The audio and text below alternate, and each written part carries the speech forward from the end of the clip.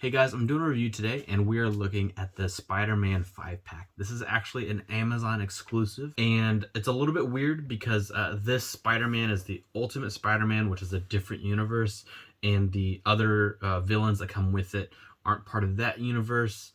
And it's weird because these villains actually don't really have a lot to do with each other either. I think this is really more of an excuse to release Razorback, which is kind of weird to think about, but it'll make more sense when you see the reviews. So, see you on the other side. Here's everything unboxed with all accessories in front of each figure. And we're going to start with Silvermane. So, Silvermane is basically an old guy that has a robot body. And the weird thing about this release is that I couldn't find any specific version of Silvermane in the comics that looks exactly like this one.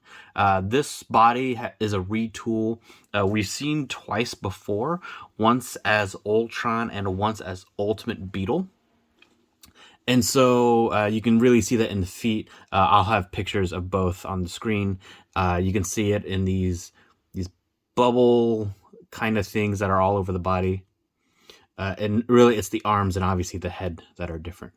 We do see a Silvermane head on a little car thing, which I'll also put up. That came with another character a while back.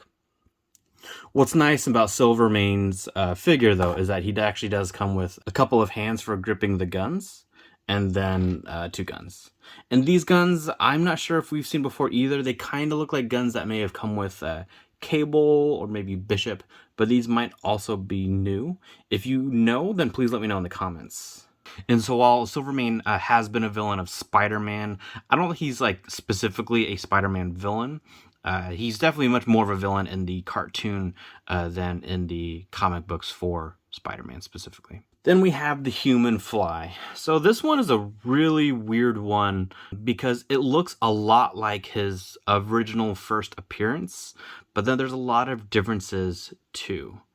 So I'll put the picture up on screen now. You'll see some of these details and how different they are. So kind of this is a bit different. The back, he doesn't have this pack. The character himself, he actually has powers of a fly. He's not just wearing a suit. And so he actually looks really close to his most recent appearance, which I believe is in Symbiote Spider-Man #1, released in 2019. But what's weird about even that is that he's got these arrows on his arms and his legs. But if you look at the comic book version, they're actually not located on the back, but they're located either more on the side or more on the front. So it's weird that Hasbro would do it that way, unless there's another time that we see this version of the character that I've not been able to find. The only other accessories he has are these gripping hands. Otherwise, this head is definitely a new head. We've not seen this one before with these eyes like this. The wings are also new. We have had wings kind of like this before, but not exactly like this. The body itself is a pretty standard Bucky cap body. This is Molten Man. We see a Molten Man in the MCU Spidey movie, so it ends up being an illusion, and a lot of people weren't super happy about that. But and it didn't really even, it wasn't like a person, wasn't Molten Man like this. This Molten Man is basically the same exact body as the most recent Johnny Storm that we have, the human version, not the one that's flamed on, including the fiery hand effects. He also comes with a pair of fists. He comes with these flame effects that would go around his arms or his hands, and then this back flame effect as well. The head sculpt is somewhat new. I don't think we've seen this one before. And most of the time, head sculpts, the head is separate from the hair, but in this one, it's just one solid piece for obvious reasons. Next up is Spider-Man. So we have here Ultimate Spider-Man with the symbiote costume. This one's a little strange because we only see him like this for basically one issue in the comic book. We do see this costume in at least one of the video games as well, where it has this purple hue to it, so it's not fully black. It is still the Venom symbiote, but it's not black. And real quick, just to show you the accessories, he's got the fists, he's got crawling hands, and then he's got web shooting hands. So he's got all the hands that you'd want for a Spider-Man.